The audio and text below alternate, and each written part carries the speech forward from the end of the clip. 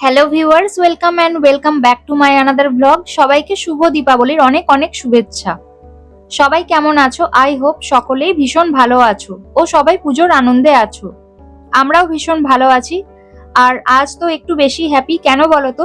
তো চলো তোমাদের কারণটা বলেই ফেলি। আমরা তিনজন এখন বেরিয়ে পড়েছি আমাদের নিউ মেম্বারকে আনতে। লোকেশন হলো ব্যান্ডেল কোদালিয়ার হান্ডা শোরুম।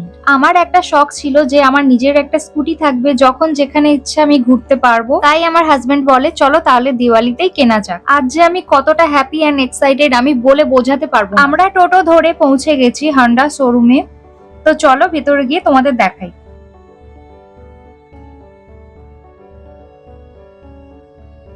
এখানে কিছুক্ষণ ওয়েট করার পর আমি আমার পছন্দের স্কুটিটা পেয়ে যাই। আমার এক্স্যাক্টলি যেটা পছন্দের লিস্টে ছিল সেটাই পেয়েছি। এটা সেদিন শোরুমে ছিল না, বাট ভাগ্য ভালো ছিল তখন সবে মাত্র লোডিং করে এক পিসই সেদিন এনেছিল। আর আমাদের ইনফর্ম করতেই আমরা ওদের বলে দিই যে এটা আমরা নেব। আপনাদের যা যা ফর্মালিটি আছে আপনারা স্টার্ট করে দিন। আর এটা ছিল আমার হাজবেন্ডের দেওয়া আমাকে Diwali gift. So thank you so much. এরপর ফুল ক্যাশ পে করে ওনার্স ম্যানুয়াল অ্যান্ড বিল সমস্ত কিছু হাতে পেয়ে যাই।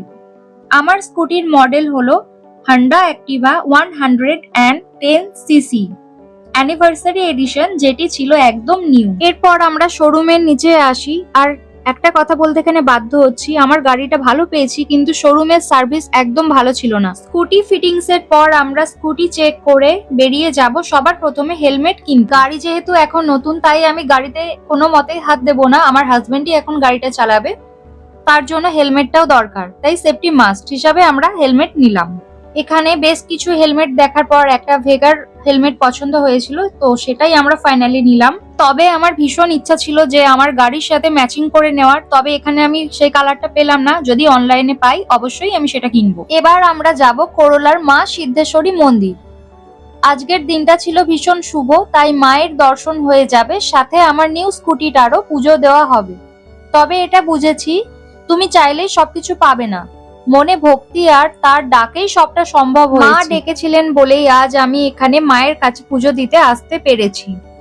তখন আমি ছোট ছিলাম, তখন আমার বাপের সাথে প্রত্যেক এই কালী পুজোর দিনে এখানে পুজো দিতে আসতাম। আর অনেক বছর পর আজ এলাম এখানে।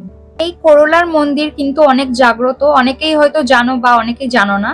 তো আমরা পৌঁছে গেছি, আর পুরোহিত দাদাকে এখানে বলাতেই আমার গাড়িটা ভালো করে পুজো করে দেয়।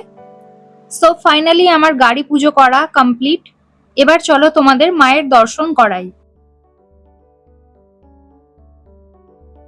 আজকের দিনে এখানে সারাক্ষণ পুজো হবে, আর এই সময়টা একটু ফাঁকা ছিল বলে আমরা পুষ্পাঞ্জলিও দিয়ে নিই। মায়ের মন্দিরে এসছি আর পুষ্পাঞ্জলি দেবো না সেটা তো হয় না, তাই নিজেদের নামে একটু পুজো দিয়ে নিলাম। এটা হলো ব্যান্ডেলের করোলার মা সিদ্ধেশ্বরীর মূর্তি। তোমরাও সবাই প্রণাম করো আমার এই ভিডিওটার মাধ্যমে।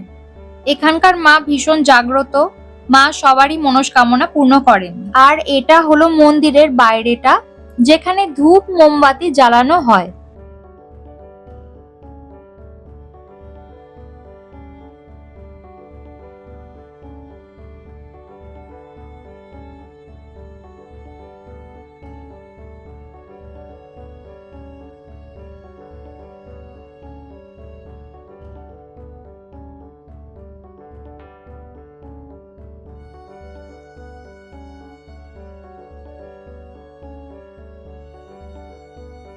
পুজো দেওয়ার পর আমরা ঠাকুরের ভোগ নিয়ে নিই। এরপর গাড়ির চাকাতে পাতি লেবু দেওয়ার একটা নিয়ম আছে। যেহেতু আমার নতুন গাড়ি, কোনো রকম বিপদ আপদ যাতে না হয় তার জন্য এটা মেন করা হয়। কেউ নারকেল দিয়ে করে আর কেউ পাতি লেবু দিয়ে। এরপর বাড়িতে এসে প্রসাদ খাওয়ার পর একটু রেস্ট নিয়ে রেডি হয়ে বেরিয়ে পড়ি গ্রামের দিকে কয়েকটা ঠাকুর দেখতে। তাহলে চলো যাওয়া যাক। মা কালীর বেশ কয়েকটা সুন্দর মূর্তি দর্শন করে আমরা চলে যাই বৈচিপোতা নামক এক জায়গায়। সেখানকার মা অনেক জাগ্রত, খুব ইচ্ছে ছিল এখানকার মাকে দর্শন করার, বাট এখানে এসে পৌঁছে দেখি যে প্রচুর ভিড়, তাই আর গেলাম না। বাইরে থেকে মন্দির দর্শন ও প্রণাম করে চলে আসলাম। তো আজকের ভ্লগটা এখানেই এন্ড করছি। আজকের ভ্লগ তোমাদের কেমন লাগলো জানিও, সাথে আমার স্কুটিটাও কেমন হয়েছে সেটাও জানাতে ভুলো না। আর ভিডিওটা যদি ভালো লাগে তাহলে অবশ্যই like, comment, share and subscribe করে দিও। সবাই ভালো থেকো এবং সুস্থ থেকো। তোমাদের সবার সাথে আবার দেখা হবে নেক্সট ব্লগে। তাহলে চলো, টাটা।